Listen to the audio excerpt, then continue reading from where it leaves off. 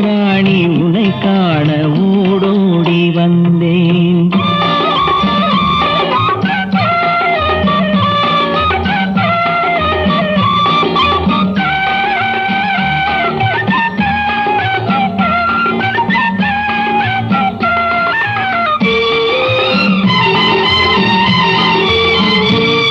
நீ வருகின்ற வழி மீது யார் உன்னை கண்டார்? உன் வளை கொஞ்சம் கை மீது பரிசென்ன தந்தார்? நீ வருகின்ற